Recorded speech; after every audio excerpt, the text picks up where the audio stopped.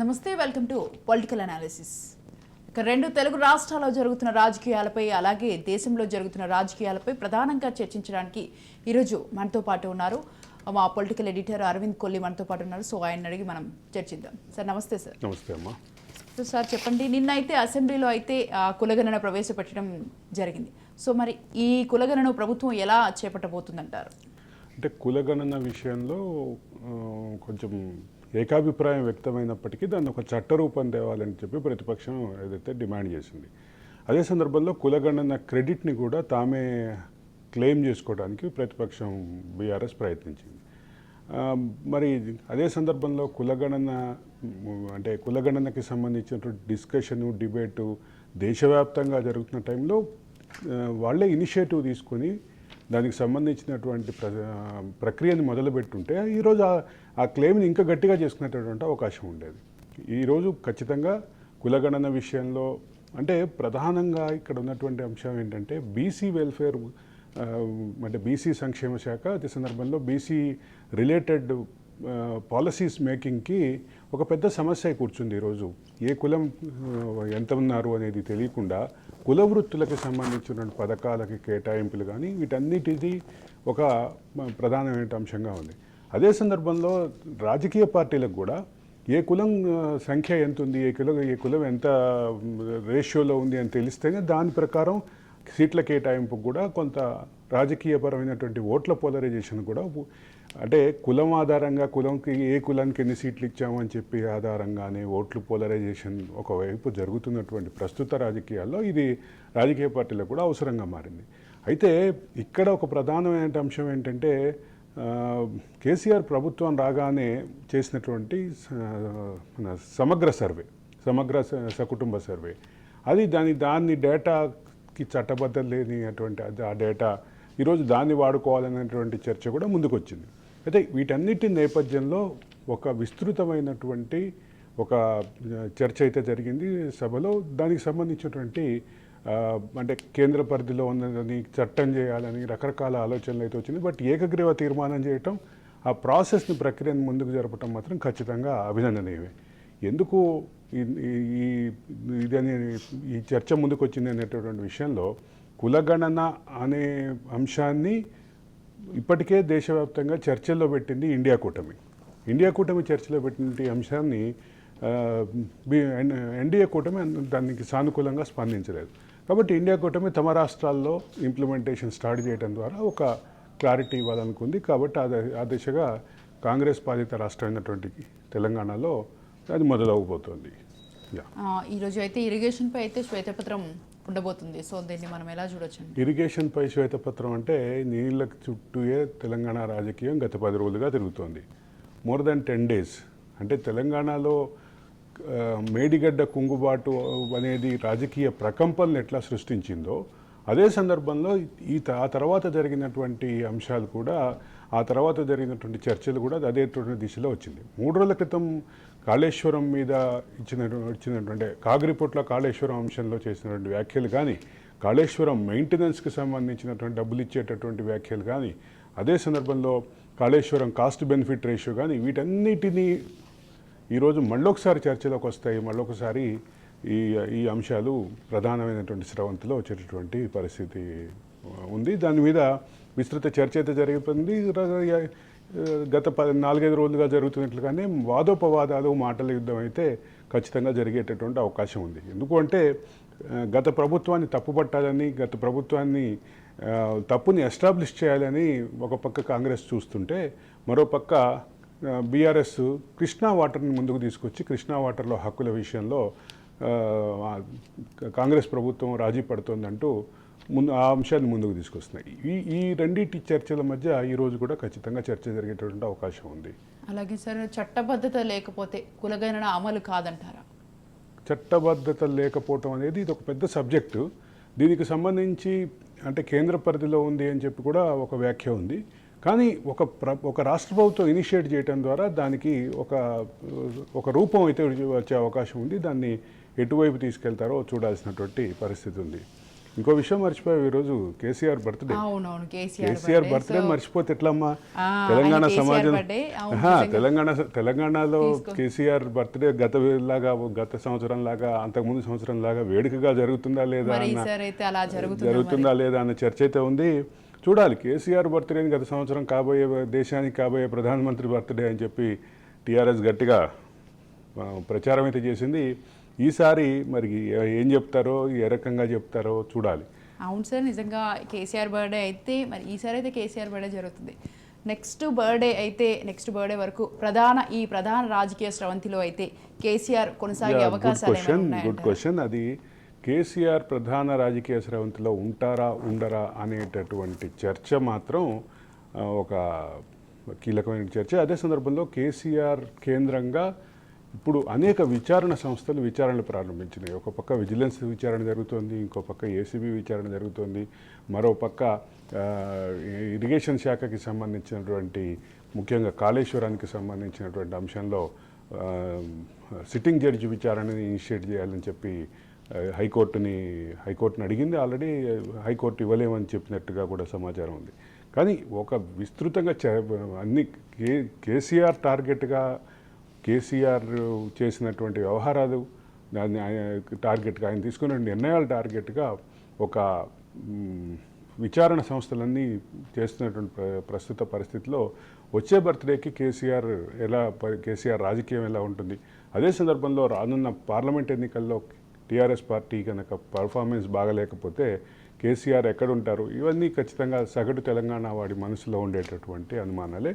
ఈ సగటు తెలంగాణ వాడి మనసులో ఉన్నటువంటి అనుమానాలకి భవిష్యత్తు కాలమే సమాధానం చెప్తాయి అనిపిస్తుంది స్వాతి.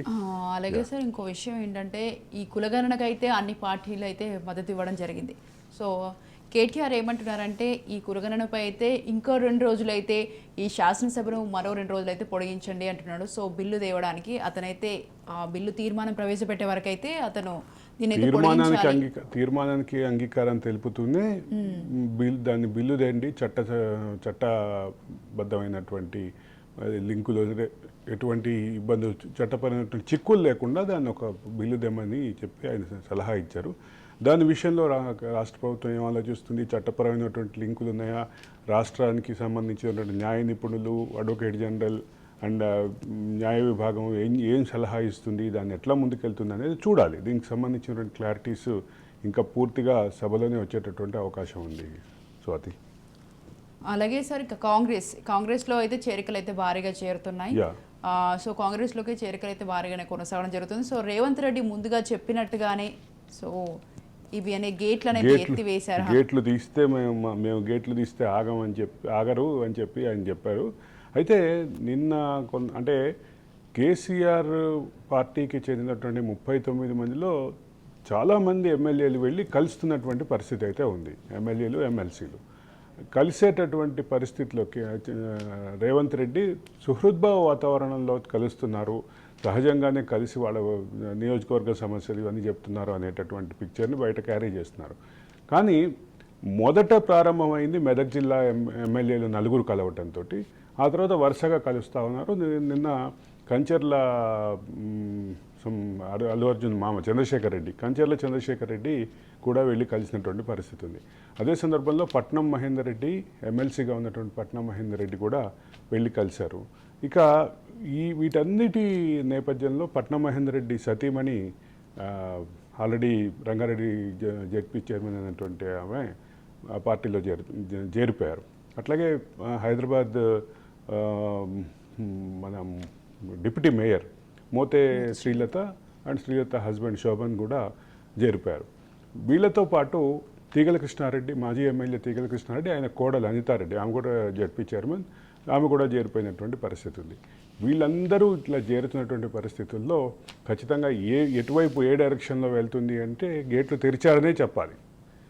రెండోది పక్క తాటికొండ రాజయ్య, మాజీ డిప్యూటీ సీఎం, స్టేషన్ గన్పూర్కి 2 సార్లు ప్రాతినిధ్యం వహించినటువంటి మాజీ ఎమ్మెల్యే తాటికొండ రాజయ్య కూడా చేరటానికి లైన్ క్లియర్ అయింది.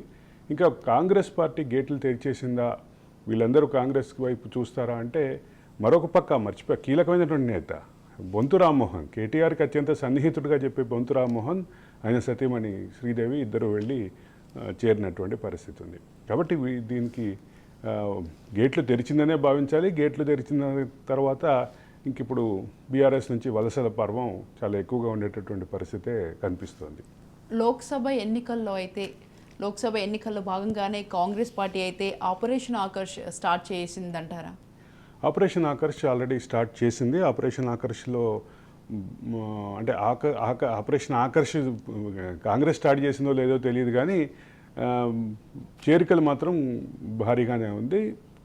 ఆపరేషన్ ఆకర్ష్ స్టార్ట్ చేస్తే మాత్రం ఇంకొంచెం ఇబ్బందికరమైనటువంటి పరిస్థితులే ఉంటాయి. సంఖ్యాపరంగా ఇబ్బందికరమైనటువంటి పరిస్థితులే ఉంటాయి. కాబట్టి అంటే గతంలో కాంగ్రెస్ శాసనసభా పక్షాన్ని నిట్టనిలువుగా చీల్చి అనేక 12 మందిని బీఆర్ఎస్లో చేర్చుకున్నటువంటి బీఆర్ఎస్ పార్టీ, అదే సందర్భంలో తెలుగుదేశం శాసనసభా పక్షాన్ని మొత్తాన్ని విలీనం చేసుకున్నటువంటి బీఆర్ఎస్ పార్టీ. అంటే అప్పుడు తెలుగుదేశం శాసనసభ్యుడిగా ఉన్న రేవంత్ రెడ్డి ఒక ఇద్దరు ముగ్గురు మేము దానికి వ్యతిరేకం అంటే కూడా ఏకగ్రీవంగా తీర్మానం చేశారని చెప్పి బుల్డోస్ చేసుకున్నట్టు మెజారిటీ తీర్మానంగా కనీసం దాని మీద ఏకగ్రీవ తీర్మానం కాదు అని చర్చ తీసుకొస్తే కొన్ని మెజారిటీ తీర్మానంగా పరిగణించాలని చెప్పే వాదన తీసుకొచ్చి 2014లో గెలిచినటువంటి తెలుగుదేశం శాసనసభ్యులను అందరినీ చేర్చుకుని తెలుగుదేశం శాసనసభా పక్షాన్ని విలీనం చేసుకున్నటువంటి పరిస్థితి చూసాం. అటువంటి పరిస్థితిని ఫేస్ చేసినటువంటి రేవంత్ రెడ్డి ఇప్పుడు ఏ రకంగా నిర్ణయం తీసుకోబోతున్నారు, ఏ రకమైన ట్యాకిల్ చేయబోతున్నారు అనేటటువంటి చర్చ అయితే ఖచ్చితంగా ఉంది. స్వాతి, అలాగే సార్ ఇంకొకటి, బీఆర్ఎస్ నుండి అయితే ఎమ్మెల్యేల వలసలు అయితే బాగా చేరుతున్నాయి కాంగ్రెస్లోకి. సో మరి ఇలాగే ఈ వలసలు కొనసాగితే మరి ఫ్యూచర్లో బీఆర్ఎస్ సిచ్యువేషన్ ఏంటంటారు? బీఆర్ఎస్ సిచ్యువేషన్ ఒక పక్క విచారణ సంస్థలను ఎదుర్కోవాలి, మరోపక్క రాజకీయ పరంగా ఈ నంబర్ గేమ్లో ఈ ప్రధానమైనటువంటి కార్యకర్తలు ఇన్నాళ్ళు అండగా ఉన్నటువంటి కార్యకర్తలు కూడా కాంగ్రెస్ వైపు చూస్తున్నటువంటి పరిస్థితి ఉంది. అంటే ఒక బలమైనటువంటి సెక్షను బీజేపీ వైపు వెళ్తోంది అనేటటువంటి ప్రచారం ఉంది. దానికి హరీష్ రావు నేతృత్వం వహిస్తారనేది కూడా బయట ఉన్నటువంటి రాజకీయ చర్చ. వీటన్నిటి నేపథ్యంలో బీఆర్ఎస్ భవిష్యత్తు ఎక్కడ ఉంది ఏంటి అనేది కాలమే నిర్ణయించాలి, భవిష్యత్తే నిర్ణయించాలి. ఓటర్లకు అనుగుణంగానే సొంత గూటిని వీడుతున్నారంటారు రాజకీయ నేతలు. ఇది ఇప్పుడు రాజకీయ వలసలు అనేది భారతదేశంలో ఇది కొత్త కాదు. రెండోది, అసలు వలసలని ప్రోత్సహించి వలసలతోటి రాజకీయం చేసినట్టు 88 మందితో బలమైనటువంటి రాజకీయ పార్టీగా ఉన్నటువంటి బీఆర్ఎస్ 119 మందిలో 88 స్థానాలు గెలిచినటువంటి బీఆర్ఎస్ మళ్ళీ ఇంకో 12 మంది కాంగ్రెస్ వాళ్ళని తెలుగుదేశం నుంచి గెలిచిన ఇద్దరిని తీసుకోవటం ద్వారా ఏ సందేశం ఇచ్చింది? రాజకీయంగా తమకి ఎదురు లేదు అనేటటువంటి పరిస్థితిని ఎస్టాబ్లిష్ చేసుకోవాలని చూసింది. ఈరోజు కాంగ్రెస్ అదే గేమ్ ఆడుతుంది. అదే గేమ్ ఆడేటప్పుడు ఖచ్చితంగా ఆ రోజు కేసీఆర్ ఆడినటువంటి గేమ్ ఈరోజు రేవంత్ రెడ్డి స్టార్ట్ చేసినట్టుగానే భావించాలి. కానీ దీని భవిష్యత్తు పరిణామాలు ఎట్లా ఉంటాయి అనేది మాత్రం ఖచ్చితంగా చూడాల్సినటువంటి పరిస్థితి. అయితే ఇదే రేవంత్ రెడ్డి ఏకఛత్రాధిపత్యం కొనసాగుతుందా? రేవంత్ రెడ్డి తన హోల్డ్ని అట్లాగే కొనసాగిస్తారా? వలసలు వచ్చిన తర్వాత కూడా ఆ నాయకులు కూడా రేవంత్ రెడ్డి నాయకత్వాన్ని అంగీకరించి పనిచేస్తారా? ఇవన్నీ చర్చనీయాంశాలే. ఇవన్నీ భవిష్యత్తులో చూడాల్సినటువంటి పరిస్థితే ఉంది. స్వాతి, బండి సంజయ్ అయితే ఒక కామెంట్ చేయడం జరిగింది సార్. కాంగ్రెస్ అధికారంలోకి వచ్చాక ఒక్కొక్కటి బయటికి తీస్తాము, బీఆర్ఎస్ వల్ల అవినీతిని మొత్తం బయటికి తీసి కేసీఆర్ని జైల్లో పెడతామని అన్నారు. సో ఇప్పటివరకు అది చేయలేదని బండి సంజయ్ అంటున్నారు. మేమే కనుక అధికారంలో ఉంటే ఈ పార్టీకి కేసీఆర్ జైల్లో ఉండేవాళ్ళని. మీరు బండి సంజయ్ అన్న ఇంకో మాటను మర్చిపోయినట్టున్నారు. హరీష్ రావు కనుక పార్టీని చీల్చుకుని వస్తే మేము ఆహ్వానిస్తామన్నారు. మా పార్టీలోకి ఆహ్వానిస్తాం అంటే ఇక్కడ ఆ ప్రకటనలో క్లియర్గా కనిపిస్తుంది ఏంటంటే టార్గెట్ కేసీఆర్ కేటీఆర్, అంటే టార్గెట్ బీఆర్ఎస్ కంటే కూడా టార్గెట్ కేసీఆర్ కేటీఆర్. అంటే కేటీఆర్ నుంచి హరీష్ రావును దూరం చేయటం ద్వారా ఒక బలమైనటువంటి పార్టీలో చీలిక తీసుకురావటం ద్వారా, అంటే ఇవాళకి 39 మంది సభ్యులతో బలంగానే ఉంది. 119 మందిలో 39 మంది సభ్యులు అంటే ఖచ్చితంగా ఒక కన్సిడరబుల్ బలమే. వాళ్ళ దాంట్లో చీలిక తీసుకురావటం ద్వారా రాజకీయంగా అడ్వాంటేజ్ తీసుకోవాలని ప్రతి పార్టీ పనిచేస్తుంది. ఎందుకంటే గతంలో కేసీఆర్ చేసింది అదే, గతంలో కేసీఆర్ అండ్ టీం చేసింది అదే. ఇప్పుడు అదే రివర్స్గా ఆయన పార్టీ మీద ప్రయోగం జరుగుతుంది.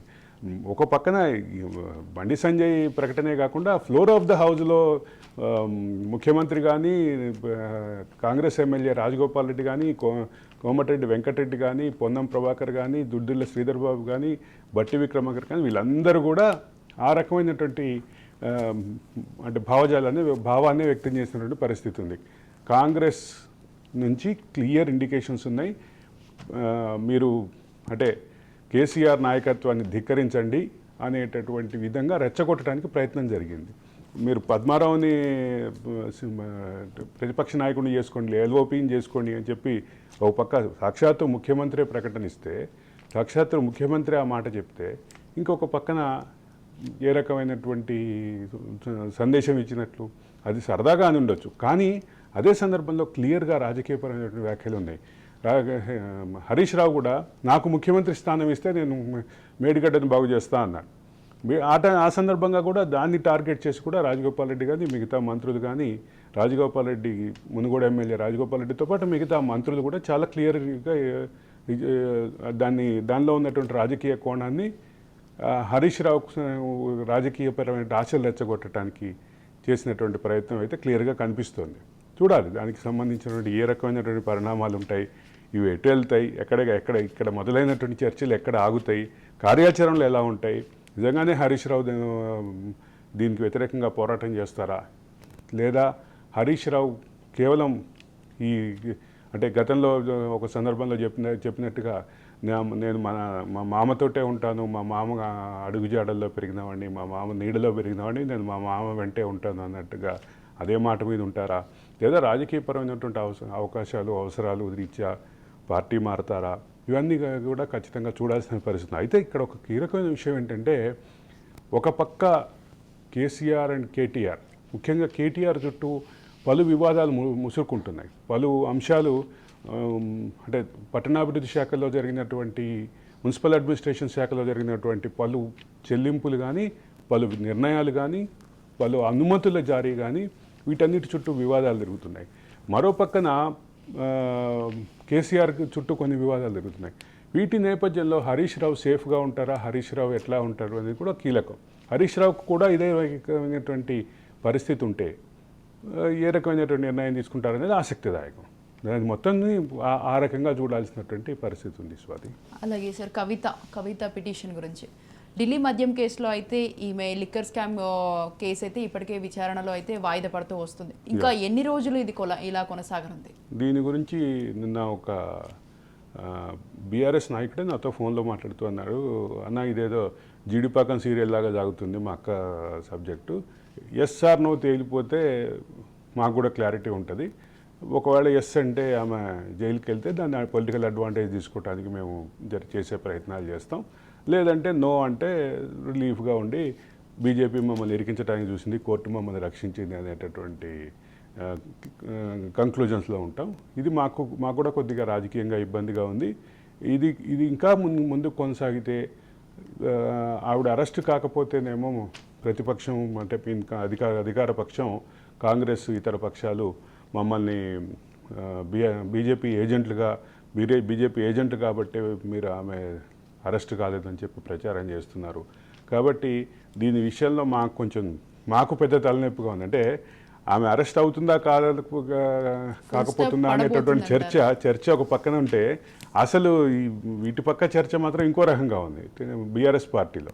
నాతోటి స్వయంగా ఒక బీఆర్ఎస్ నాయకుడే నిన్న మాట్లాడుతూ చెప్పాడు, అన్న ఇదేదో తేలిపోతే మాకు కూడా బాగుంటుంది, మాకు కూడా ఏ స్టాండ్ తీసుకోవాలో అర్థం కావట్లేదు అని. ఇది కొంచెం ఇబ్బందికరమైనటువంటి పరిణామంగానే చూడాలి ఈ కొనసాగింపు. రైట్ సార్, ఇక ఏపీ రాజకీయాలు చూసుకుంటే అయితే ఏపీ రాజకీయాల్లో అయితే సినిమా డైలాగులు అయితే ఒక్కొక్కటిగా బాగా వినిపిస్తున్నాయి, బాగా హీట్ ఎక్కుతున్నాయి. ఒక ఆయన చొక్కా మడత పెడతా అంటున్నాడు, ఒక ఆయన కుర్చీ మడత పెడతా అంటున్నాడు. చొక్కా మడత పెట్టడం, కుర్చీ మడత పెట్టడం పక్కన పెడితే అసలు సినిమా చుట్టూ రాజకీయాలు మంచి హాట్గా అయితే ఉంది ఏపీలో. ఒక పక్క రాజధాని ఫైల్స్కి సంబంధించిన కోర్టు స్టే ముందుంటే అది నిన్న వెకేట్ అయినటువంటి పరిస్థితి ఉంది. కోర్టు స్టే వెకేట్ చేసి పూర్తి స్థాయిలో నిడివి ప్రదర్శనకి అనుమతి ఇచ్చినటువంటి పరిస్థితి ఉంది. అది ఇప్పటికే వివిధ దేశాల్లో కూడా విడుదలకి సన్నాహాలు చేశారు. దానికి సంబంధించినటువంటి ఒక పాజిటివ్ వేవ్ని తెలుగుదేశం పార్టీ ఎక్స్పెక్ట్ చేస్తుంది అనేది క్లియర్. రెండో పక్క వ్యూహం కూడా లైన్ క్లియర్ అయింది, వ్యూహం కూడా ముందుకెళ్తుంది. అయితే ఇక్కడ కీలకంగా గమనించాల్సినటువంటి గతంలో మన ఇద్దరు ఇది ఇదే షోలో మాట్లాడుకున్నాం. ముందే రావాల్సినటువంటి వ్యూహం సినిమాని ముందే వస్తే నిజంగానే కోర్టుకు అడ్డం పడకుండా ఉంటే వ్యూహం సినిమా ఈ పటకలు అయిపోయేది. వ్యూహం సినిమా ఈ పటకలు వచ్చి జనం మర్చిపోయేవాళ్ళు కూడా. కానీ తెలుగుదేశం పార్టీ ఒక రాంగ్ స్టెప్గానే భావించాలి. ఈ వ్యూహం సినిమాని అడ్డుకుందామనే ప్రయత్నంలో ఈ మొత్తం టైం డ్రాగ్ ఏదైతే అయిందో ఇప్పుడు చివరికి కరెక్ట్గా ఎన్నికల వేడి బాగా ఉన్నప్పుడు అది విడుదల కావటం, దానికి సంబంధించి నిజంగానే ఆ వ్యూహం సినిమా కనుక సక్సెస్ అయితే, వ్యూహం సినిమా ఉన్నటువంటి ఎమోషన్ కనుక సక్సెస్ అయితే అది ఖచ్చితంగా ఇబ్బందికరంగా మారేటటువంటి పరిస్థితి ఉంది. కాబట్టి ఇక్కడ తెలుగుదేశం పార్టీ ఒక రాంగ్ స్టెప్ వేసింది అనేది మాత్రం క్లియర్. తెలుగుదేశం పార్టీ ఎన్నికలకి ముందు ఇది వచ్చేలాగా చేసుకుని స్వయంకృతాపరాధంగానే భావించాలి. ఎందుకంటే ఎప్పుడో అది ముందే వచ్చేసి అందరూ మర్చిపోయేవాళ్ళు సినిమా. ఇప్పుడు ఈ ఎన్నికల్లో టైంలో రావటం మూలంగా ఖచ్చితంగా దాని ప్రభావం నిజంగానే అది కనుక ప్రభావశీలంగా పనిచేస్తే మాత్రం దాని ప్రభావం కొంత కరెక్ట్గా ఎన్నికల టైంకి రావటం ద్వారా తెలుగుదేశం పార్టీకి నష్టం చేసేటటువంటి అవకాశం అయితే కనిపిస్తోంది. ఈ సినిమా వార్ అనేది ఇట్లా ఉంటే డైలాగ్ వార్ కూడా జరిగింది. చొక్కా మడత పెట్టి అని చెప్పి ముఖ్యమంత్రి జగన్ అంటే కుర్చీ మడత పెడతానంటూ కుర్చీని కూడా నిజంగానే ఒక ఫోల్డింగ్ చైర్ని తీసుకొని లోకేష్ చేసినటువంటి ప్రకటన. వీటన్నిటి మధ్యలో డైలాగ్ వార్ అయితే తీవ్రంగానే ఉంది. డైలాగ్ వార్ రియల్ వార్ కూడా దగ్గరకు వచ్చేసింది. పార్లమెంట్ ఎన్నికలు, అసెంబ్లీ ఎన్నికలు ఆల్మోస్ట్ ఇక ఎనీ టైం ప్రకటన వచ్చేటటువంటి అవకాశం కనిపిస్తుంది. కాబట్టి ఇది మొత్తం ఏ రకమైనటువంటి డైరెక్షన్ తీసుకుంటుందో చూడాలి. ఓకే సార్, ఈ సినిమాలన్నీ అయితే ఏపీ రాజకీయాలపై ఎలాంటి ప్రభావాన్ని చూపనున్నాయంటారు? ఖచ్చితంగా గత ఎన్నికల్లోనూ ప్రభావం చూపినాయి. గతంలో కూడా ఉమ్మడి ఆంధ్రప్రదేశ్గా ఉన్నప్పుడు కూడా సినిమాలు ఖచ్చితంగా ప్రభావం చూపినాయి. అంటే ఎన్టీఆర్ రాజకీయ ప్రవేశం తర్వాత సినిమాల పాత్ర బాగా పెరిగింది. నా దేశం సినిమా అనేది ఎన్టీఆర్ మొదటి ఎన్నికల్లో చాలా కీలకంగా పనిచేసింది. ఆ తర్వాత ఎన్టీఆర్ని విమర్శిస్తూ, ఎన్టీఆర్ని మోకరీ చేస్తూ, ఎగతాళి చేస్తూ, మోకరీ చేస్తూ చేసినటువంటి అనేక సినిమాలు.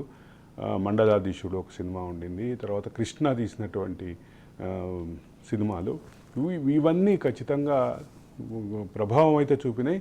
ఎన్టీఆర్ ఒక 2 సార్లు గెలిచిన తర్వాత 89లో ఓటమికి ఈ సినిమాల ప్రభావం కూడా కారణం అని చెప్తారు. అదే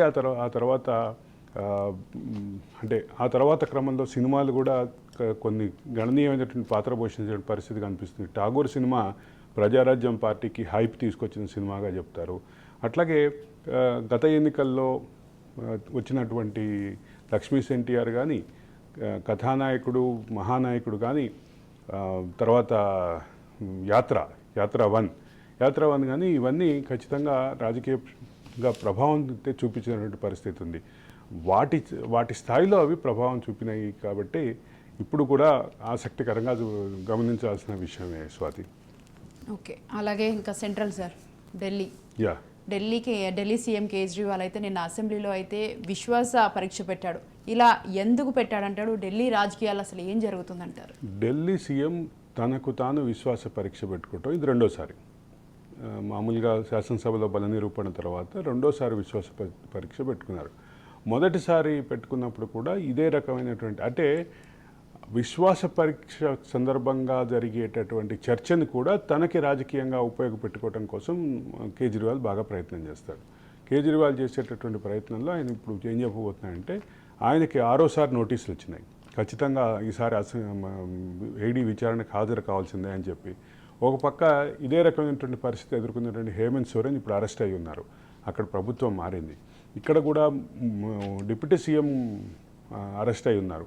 ఆయనకు మధ్యంతర బెయిల్ వచ్చింది. మధ్యంతర బెయిల్ వచ్చినటువంటి ఈ పరిస్థితుల్లో ప్రస్తుతం అయితే క్లియర్గా ఉన్నటువంటి ఒక క్లారిటీ ఏంటంటే, ఆయన ఈ వేదికగా దీన్ని విశ్వాస పరీక్ష అవకాశంగా తీసుకొని బీజేపీని టార్గెట్ చేస్తూ, బీజేపీ మా ఎమ్మెల్యేని కొనాలనుకుంటోంది, మా ప్రభుత్వాన్ని అస్థిరపరచాలని చూస్తోంది, మేము ముందుకెళ్లకుండా మమ్మల్ని అడ్డం పడుతోంది, మా కాళ్లల్లో కట్టెలు పెడుతోంది, మా అడుగులు ముందుకు పడనీయట్లేదు అనేటటువంటి విషయాన్ని బలంగా ప్రపంచం దృష్టికి తీసుకురావడానికి ప్రయత్నం చేసే క్రమంలో ప్రతి అవకాశాన్ని వాడుకునే క్రమంలో ఈరోజు విశ్వాస పరీక్ష ప్రవేశపెట్టడం, విశ్వాస పరీక్ష తర్వాత దానికి సంబంధించినటువంటి చర్చలు రావటం, ఓటింగ్ జరగటం. ఇటీవల కాలంలో జరిగినటువంటి 2 ప్రధాన విశ్వాస పరీక్షలు ఏంటంటే, ఒకటి బీహార్లో తన పొత్తును మార్చుకొని బీజేపీ తోటి కలిసి గవర్నమెంట్ ఫామ్ చేసినటువంటి నితీష్ కుమార్ ఇప్పటికే విశ్వాస పరీక్షలో సక్సెస్ అయ్యారు. మరోపక్క జార్ఖండ్లో అంటే హేమంత్ సోరెన్ అరెస్టుతో తర్వాత వచ్చినటువంటి చంపై సోరెన్ తన విశ్వాస పరీక్ష ద్వారా తను కూడా తన బలాన్ని నిరూపించుకునే పరిస్థితి ఉంది. ఈసారి ఢిల్లీలో విశ్వాస పరీక్షలో ఎవరికీ అనుమానం లేదు. కానీ ఒక్కటే ఇక్కడ ఉన్నటువంటి ప్రధానమైన అంశం ఏంటంటే, ఈ అవకాశాన్ని తీసుకొని బీజేపీని ఎండగట్టడానికి, బీజేపీ రాజకీయాల్ని విమర్శించడానికి ఖచ్చితంగా దీన్ని ఒక అవకాశంగా తీసుకొని మళ్ళీ ప్రపంచం దృష్టికి చెప్పేటటువంటి అవకాశం అయితే క్లియర్గా ఉంది స్వాతి. ఇక్కడ మనం చూసుకున్నట్టే జార్ఖండ్ రాజకీయాలు ఇక్కడ రిపీట్ అవుతాయంటారా? జార్ఖండ్ రాజకీయాలు అంటే జార్ఖండ్లో హేమంత్ సోరెన్ అరెస్ట్ అయ్యారు కాబట్టి ఆ తర్వాత అంటే హేమంత్ సోరెన్ కుటుంబానికి అత్యంత సన్నిహితమైనటువంటి చంపై సోరెన్ ముఖ్యమంత్రి అయ్యారు. హేమంత్ సోరెన్ కుటుంబం అని ఎందుకు అంటున్నాను అంటే, హేమంత్ సోరెన్ కుటుంబం in the sense Cebu Soren నాటి నుంచి కూడా, సిబు సోరెన్ కష్టాల్లో పడ్డప్పుడు, సిబు సోరెన్ రాజకీయపరమైనటువంటి ఇబ్బందులు ఎదుర్కొన్నప్పుడు, సిబు సోరెన్ మీద కేసులు అయినప్పుడు కూడా చంపై సోరెన్ ఆయన వెంట ఉన్నటువంటి మనిషి. లాయల్టీ అనే దానికి ఆ పార్టీలో జార్ఖండ్ ముక్తి మోర్చాలో ఒక ఐకానిక్ బ్రాండ్గా చెప్తారు చంపై సోరెన్ని. అటువంటి చంపై సోరెన్కి అవకాశం వచ్చింది. ఈసారి ఆయన చంపై సోరెన్ అయ్యారు. కాబట్టి ఇక్కడ కనుక ఒకవేళ నిజంగానే అరవింద్ కేజ్రీవాల్ అరెస్ట్ జరిగితే, ఇప్పటికే డిప్యూటీ సీఎం కూడా ఈ కేసులో ఉన్నారు కాబట్టి ఆయన కూడా బాధ్యతలు తీసుకునేటువంటి పరిస్థితి లేకపోవచ్చు.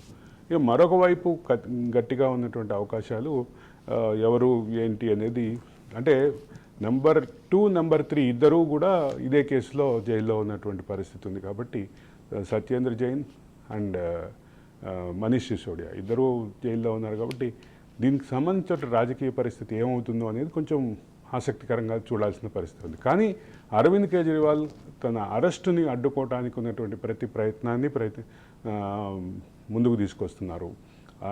అసలు అరెస్టుకి సంబంధించిన ప్రైమా ఫేసీ లేదంటూ కోర్టుకు వెళ్ళారు. దానికి సంబంధించినటువంటి చర్చోపాయి జరుగుతున్నాయి. అరవింద్ కేజ్రీవాల్ వ్యవహారంలో ఒకటి క్లియర్గా గమనించాల్సింది ఏంటంటే, అరవింద్ కేజ్రీవాల్ ఈసారి మాత్రం ఖచ్చితంగా విచారణకు వెళ్ళక తప్పని పరిస్థితి అయితే ఎదుర్కొంటున్నారు.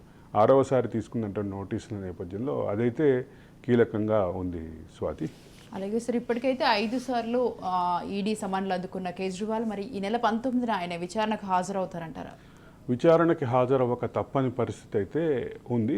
ఎందుకంటే స్థానిక మెజిస్ట్రేట్ కోర్టు కూడా విచారణకు హాజరై ఖచ్చితంగా సహకరించాలని చెప్పి నోటీసులు జారీ చేసింది. ఆ తర్వాత ఏం జరుగుతుంది, విచారణల సందర్భంగా జరిగేటటువంటి ప్రాసెస్ ఏంటి, విచారణలో జరగబోయేటటువంటి విషయాలు ఏంటి, వీటిని ఏ రకంగా కోర్టుకి సమర్పిస్తారు, ఇవన్నీ ఎట్లా ఉంటాయో అనేది చూడాల్సినటువంటి పరిస్థితి ఉంది స్వాతి.